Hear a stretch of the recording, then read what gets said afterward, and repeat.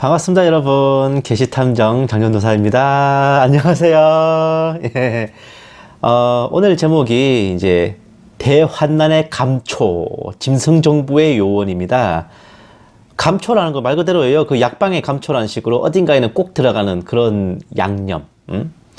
여러분 그 기억하실 거예요. 재작년부터 정말 오랫동안 이 장안의 화제가 되어오던 게 있는데 몇 가지가 있어요. 그 중에 하나가 뭐 검찰개혁, 그리고 하나가 공수처일 겁니다. 공수부대랑 상관없어요. 공직수사처, 고위공직자 범죄수사처 이런 기관인데 전에 없었던 이 기관은 이 더불어민주당에서 패스트트랙이라는 초유의 방법을 동원해 통과시킨 몇 가지 법안 중 하나였죠. 잘 아시겠지만 그 패스트트랙이라는 거는 법을 신속하게 만들거나 변경하기 위한 제도입니다. 두 개의 국회 상임위원회에서 의원 5분의 3 이상의 찬성으로 처리되던가 같은 그런 제도예요. 이렇게 되면 야당이 개헌 저지선을 보유하고 있다고 해도 개헌만 막지 해당 법률을 제정하거나 개정하는 것은 막을 수 없는 아주 무시무시한 시스템입니다. 패스트트랙으로 인해 등장한 게 선거법 개정을 통한 연동형 비례대표제, 그리고 또 하나가 공수처법이에요. 고위공직자의 범죄를 전담하는 수사처를 신설한다는 겁니다. 뭐 대통령 및 일가 친척 국회의원은 대상에서 제외하고 나머지 고위공직자들의 범죄, 비리, 부패 내역을 수사하고, 공수처장은 이제 뭐 여야 의원 4명과 추천위원이 2명을 이제 공수처장으로 추천해서 그 중에 1명을 대통령이 임명한다 이겁니다. 후보자가 되려면 이제 추천위원 7명 중에 6명의 동의가 필요해요. 2명만 반대해도 후보가 될 수 없는데 여당에서 추천한 위원이 2명이기 때문에 여당이 반대하면 절대로 추천위원이 될 수 없다라는 거죠. 여당과 대통령의 결탁으로 공수처장을 임명하면 막강한 권력이 주어진다는 겁니다. 거기다 임기까지 보장이 된다면 설령 정권이 바뀐다 해도 내내 발목을 잡을 수 있게 되는 엄청난 암초가 되는 겁니다. 아시다시피 고위공직자 수사처잖아요. 판검사부터 국회 및 행정부의 공무원까지 3권을 넘나들면서 영향력을 미칠 수 있습니다. 역대 이런 무소불위의 기관은 해방 직후 친일파 청산을 위해 결성한 반민족행위 특별조사위원회, 줄여서 반민특위가 있었습니다.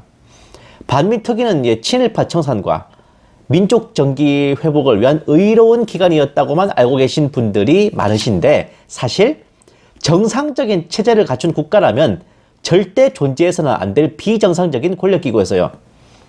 반민특위 밑에 특별재판부, 특별검찰부, 특별경찰대가 있었어요. 그러니까 반민특위 자체에서 잡아들이고 기소하고 재판하고 이런 막강한 법 위의 엘리트 통제기구였던 겁니다. 이승만 대통령이 반민특위를 강제 폐지한 이유는 그분이 뭐 친일파들과 결탁해서가 아니라 이 반민특위가 삼권 분립을 저해하고 무소불위의 위세를 부리며 국가체제를 위협했기 때문이었습니다. 이런 초법적 엘리트 통제기구가 70년이 지난 지금 공수처라는 이름으로 좌파 정권에 의해 생기려고 하는 건데, 민생이 도탄에 빠지고 경제가 파탄이 되는 상황인데 죽자 살자 공수처를 만들려고 하는 이유가 뭐 여러 가지 있겠죠. 지들 말 맞다나.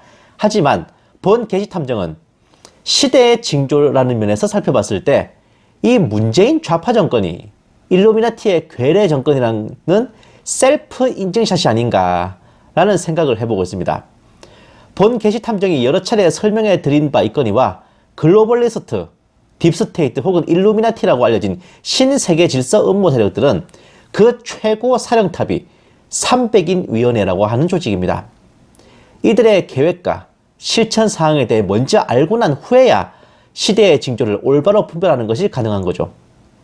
이들 300인 위원회가 1960년대부터 개념을 확립해서 추진하고 있는 목표 및 실천 사항들은 이와 같습니다. 본 게시탐정이 이 굵직한 책 내용을 지금 한 방에 줄여서 설명해드리고 있는 거예요. 예. 첫째, 통일된 교회, 단일 금융제도가 존재하는 단일 세계정부. 둘째, 국민국가의 정체성과 애국심을 타파한다. 셋째, 기독교회는 반드시 파괴하여 말살시킨다. 넷째, 마인드 컨트롤과 테크노트로닉스로 민중들을 통제하며 인간형 사이보그와 로봇을 제작한다. 5번, 탈공업화 제로 성장 사회를 구축하며 모든 공업화와 원자력 발전을 금지한다. 와우, 지금 문재인 하는 거 보면 딱 아시겠죠? 6번째, 마약 복용을 장려하고 합법화하고 포르노를 일상화하며 예술의 일부로 받아들이게 한다. 일곱 번째, 대도시 인구 격감을 위한 대량 학살. 8번, 핵발전과 과학발전을 억제한다. 9번, 국지전, 기근 전염병으로 2050년까지 잉여 인구 3, 40억 명 상당을 제거한다. 10번, 대량 실업 사태를 만들어 생산 의욕과 도덕심을 하락시키고 술과 마약, 락 음악에 의존하도록 조장한다. 11번, 위기사항을 의도적으로 연출해 혼란을 가중시키고는 그것을 안정시키는 척하며 미리 준비한 주민통제기구를 가동시킨다. 지금 코로나 사태와 백신을 구실로 한 방역체계입니다. 12번, 마인드 컨트롤 실험을 일상화하고 연출된 성령 은사운동 등을 추진한다. 직통 개시, 환상, 금가루가 떨어지고, 금이빨 생기고 이런 거 있잖아요. 신사도 운동. 네. 13번, 예수회 해방신학을 전파하고 기독교 선교를 억제한다. 14번, 세계 경제를 붕괴시키고 정치적으로도 혼란시킨다. 15번, 국제연합, 국제통화기금, 국제결제은행, 국제사법재판소 등 초국가적 제도를 강화한다. 그리고 16번, 각국 정부를 타도하고 개별 국가의 주권을 파괴한다. 17번, 국제적 테러리스트 그룹을 조직해 인류에게 위감을 조성한다. 18번, 각국의 교육제도를 통제하여 파괴시킨다. 19번, 최종적으로 신세계 질서의 단일 세계 정부를 수립한다. 이런 구체적인 계획은 1960년부터 설정된 거지만 이 계획 자체는 지금으로부터 이미 100년 전에 작성돼 있었습니다. 제목은 공개된 음모 세계혁명 계획. 집필자는 허버트 조지 웰즈 300인 위원 중에 하나예요. 1928년에 최초로 작성된 후 시대에 맞게 현실화된 최종 버전은 이렇습니다. 와, 제가 중요한 것만 읽을게요. 다 읽으면 제가 입이 아플 것 같아요. 종신제 소수 세습 지배자들에 의한 통치, 세계 인구를 10억 명 선으로 유지, 나머지는 다 죽여라 그거죠. 중간 계급이 소멸되고 소수 지배층과 다수의 노예 계급, 모든 법이 통일되어 동일한 법을 적용한 세계 법원이 사법권을 갖는다. 국경이 사라지고 세계 정부의 군과 경찰이 통제한다. 반항하는 인사들은 굶어 죽거나 무법자로 낙인 찍혀 사냥당한다. 총기, 무기, 개인 소지 금지. 미국에서 개인 소유 총기를 몰수하려고 하는 이유가 바로 그겁니다. 세계 단일 교회 외 종교 금지, 악마주의, 사탄 숭배, 마법이 정규 교과 과정에 포함된다. 모든 기독교회를 파괴하고 공화정, 국가 주권, 국민 권리를 폐지한다. 개인의 자유 및 관련된 개념들을 소멸한다. 자유민주적 기본 질서에서 굳이 자유를 빼려고 했던 이유를 알겠죠? 국가적 자부심 및 인종적 정체성을 근절하고 자신의 혈통을 말하는 것도 심한 처벌, 신분증 번호를 인체 각인하고 원격 검색이 가능하게 한다. 결혼의 위법화와 프리섹스의 의무화, 완전히 인간을 짐승들로 만드는 거지. 자녀들은 부모로부터 격리시켜 국가의 자산으로 양육된다. 국가에서 애들 키워주는 거 너무 좋아하실 필요 없어요. 걔가 국가의 자식이지 부모의 자식인가? 20살 때까지 동정이거나 처녀인 남녀는 엄하게 처벌된다. 이건 어쨌든 그쪽 계획이 그래요. 낙태 불임 시술을 시행하고 학교 교실과 극장 영화관에서 포르노가 강제 상영, 오락용 마약 사용을 의무화하고 말이 하나 이런 거 있잖아요. 그리고 개인에게 돌아가는 마약의 양을 제한하고 세계 정부가 인증하는 상점에서만 마약을 살 수 있다. 마약을 가지고 사람을 통제하는 거 가능합니다. 왜? 당장 곱게 구는 놈한테 마약 공급만 끊어봐. 걔 완전 죽지. 예? 그리고 음식과 수돗물에 세뇌약이 항상 함유된다. 아마 코로나 백신이 백신 약효가 몇 개월치밖에 안 된다 그러면 몇 개월마다 계속 넣겠죠? 백신을. 그런 식으로 아마 이 24번 항목이 바로 그런 지금의 코로나 백신과 연관된 게 아닌가 싶은 생각도 듭니다. 그리고 노예 노동 수용소를 운영해서 경제 시스템을 가동시킨다. 북한 정치범 수용소가 대표적인 예죠.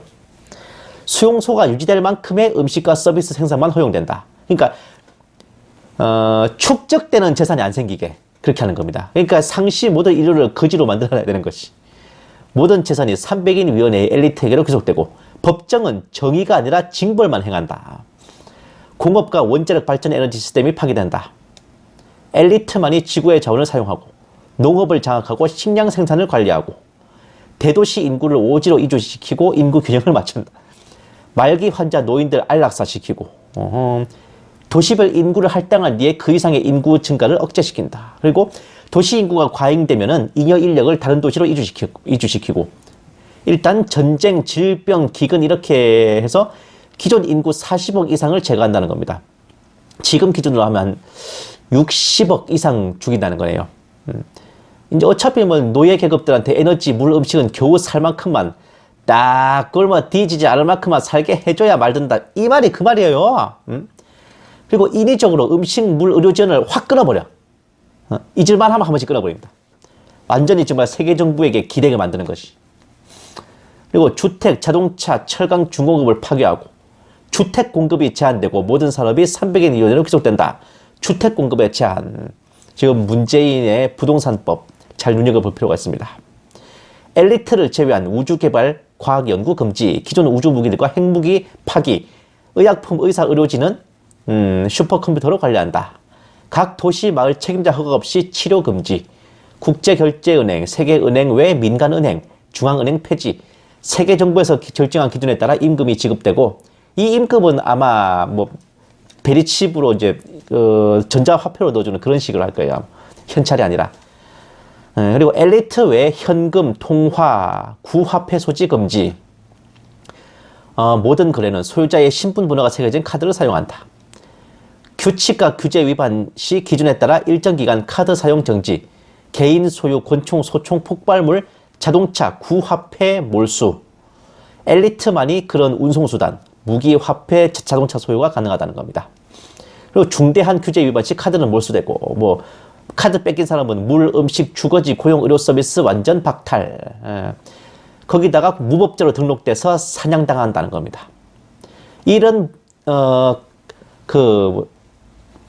무법자들을 돕는 사람들도 똑같이 사살되고 일정 기간에 자수 안 하면 가족들을 감옥으로 보내고 단일 세계정부의 감시 아래 각 파벌 족속 간의 말살 전쟁이 벌어지고 이렇게 착착 인구를 줄이는 거죠. 정보 서비스, 텔레비전, 라디오, 인쇄 매체의 통제는 일상적입니다. 그리고 세뇌 관리, 즉 마인드 컨트롤을 위해서 정기적으로 연예 프로그램을 이용한다. 반체제 인사들의 자녀들은 어릴 적부터 격리시킨다. 얘네들은 어디에 쓰냐면은 강제노동수용소의 교도관으로 임명합니다. 이런 모습에 단일 세계정부가 완성되는 것이라면 그 과정에서 어떠한 절차들이 수행되어야 하는지를 봐야 되는 겁니다.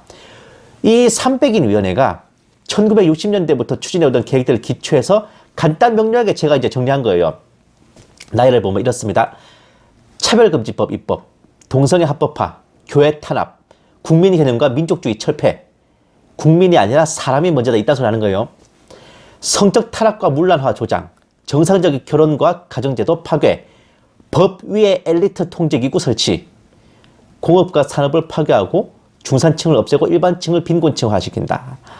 학교의 정상적 교육과정을 교란시키고 방송과 언론을 통한 세뇌가 이루어집니다. 이러한 정책을 추진한 자들이 있다면 그 자들이 바로 신세계 질서 음모 세력들의 하수인들인 거죠. 이 정도까지는 여러분 감을 잡고 계셔야 일루미나티의 음모를 논할 수 있는 겁니다. 시대의 징조를 분별하실 수 있는 눈이 기본적으로 마련되는 거예요. 뭐 드루킹이 씨부리는 소리 듣고 뭐 문재인 정권이 제수이트다. 그거는 근거가 못 돼요. 설령 사실이더라도. 하지만 문재인 정권이 뉴월드의 괴뢰 정권임은 300인 위원회의 세계혁명 계획과 대조에서도 확인할 수 있습니다.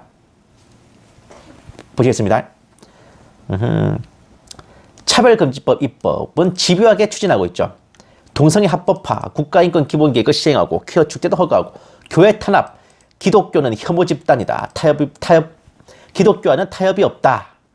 반기독교적 여론을 조성하고 특히 코로나 빌미로 예배를 금지하고 있죠.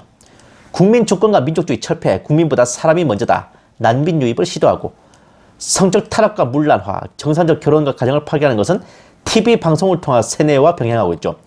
초법적 엘리트 통제기구는 특별재판부, 법무부 인권국, 국가인권위원회, 반부패정책협의회, 그리고 공직수사처. 공업과 산업을 파괴하는 것은 재벌 탄압, 대기업 해체, 원자력 발전 중지, 그리고 사회적 거리두기. 중산층을 소멸하고 일반인을 빈곤화시키는 것은 마찬가지로 사회적 거리두기를 통한 실업률 증가, 자영업자의 대거 몰락입니다. 학교 교육의 교란은 학생 인권 조례와 교권 붕괴로 시행 중이고 방송과 언론의 세뇌는 애국 언론을 가짜뉴스로 매도하고 각종 통계를 조작하고 정부에 유리한 보도만 내보내는 것으로 증명할 수 있죠. 이 중에 오늘의 소재인 법 위의 엘리트 통제기구가 필수적 요소입니다. 사실 시온의 치쿤서나 세계혁명계획 같은 일루미나티의 모든 계획들은 차별금지법과 스마트시티 단 두 가지로 정리할 수 있어요. 그 두 개면 끝납니다. 하지만 이 일루미나티들 입장에서 최종적으로 단일 세계정부라는 이름의 완벽히 통제된 전체주의 국가, 공산주의 체제를 만들기 위해 마지막 단계로 필요한 것이 바로 그런 초법적 엘리트 통제기구입니다. 유독 문재인 좌파 정권은 이 상하리만큼 그렇게 전에 없던 기관들을 만들거나 혹은 원래 있던 기관들을 강화한다거나 하는 경향이 강했는데 특별재판부 신설은 실패했지만 반부패 정책협의회를 만들고 국가인권위원회를 강화했어요. 전에는 있는지 없는지도 몰랐던 법무부 인권국이 엄청난 교회 탄압기구로 변했습니다. 검찰개혁이란 미명하에 대검찰청 감찰부를 강화하고 대검찰청 인권위원회를 설치하는 등 묘한 움직임도 보이다가 결국 그 모든 것의 정점이라 할 만한 공수처를 만드는 데 성공했죠.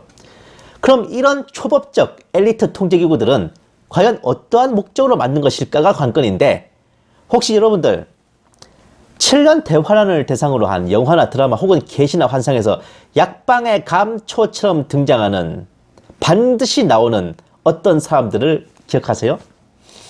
거의 모든 대환란 관련 계시와 환상에 빠지지 않고 등장합니다. 환란 성도들을 색출해서 잡아들이고 모진 고문과 위협을 가하는 자들, 바로 적그리스도 요원 또는 세계정부 요원이라 불리는 자들입니다. 자, 이거는 게임 속에서 묘사된 세계정부 요원들의 모습입니다. 아우, 무시무시하다, 그죠? 아예 아이언맨처럼 날아다니기까지 하는 적그리스도 요원들의 모습입니다. 일루미나티 카드 게임에도 묘사된 세계정부 요원입니다. 이들 세계정부 요원 혹은 적그리스도 요원들은 단순 경찰이나 정보기관 요원과는 달라요.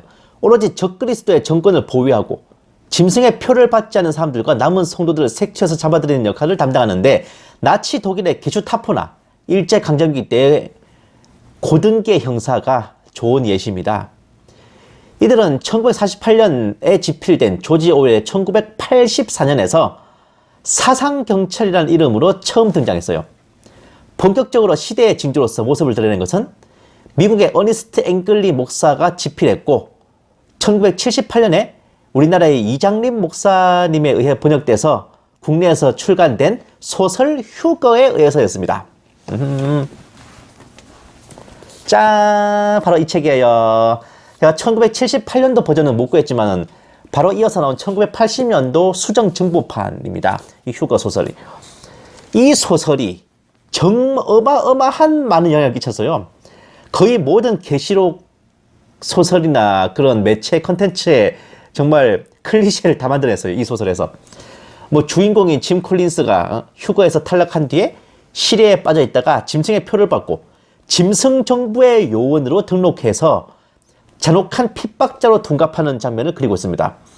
이후 거의 모든 대환란에 대한 계시와 환상 그리고 소설, 영화를 비롯한 컨텐츠에서 빠짐없이 등장해서 주인공 일행의 주적 역할을 해주는 것이 바로 짐승 정부의 요원이죠. 미국에서도 연방재난관리청이라는 피마가 무려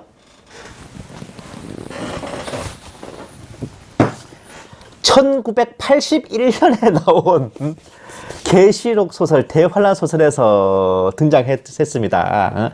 환란의 시대에 짐승 정부의 요원들을 지휘 통솔할 기관이라는 암시를 해주고 있었습니다. 이 책에 그 피마가 나와요.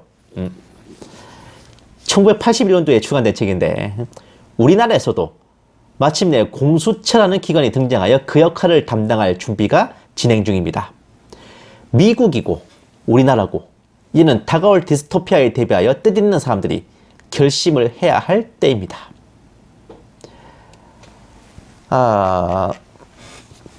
여기 이 300인 위원회의 음모를 폭로한 존 콜먼 박사님의 이 마지막 후기입니다. 그것은 우리 국민의 손에 달려있다. 우리에게는 건국의 아버지들이 물려준 유산이 있다. 모든 힘은 국민의 손에서 나온다고 하지 않았던가. 단일 세계정부, 신세계 질서라는 이름의 새로운 공산주의 국가의 노예로 전락하지 않으려면 우리는 지금이라도 그 힘을 사용해야만 한다. 어쩌면 이 국민 주권의 힘을 제압하기 위해서 이번 미국 대선에서 그 어마어마한 부정선거가 자행되었을지도 모를 일이네요.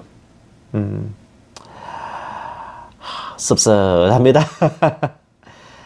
감사합니다. 게시탐정 장전도사였습니다. 안녕히 계세요.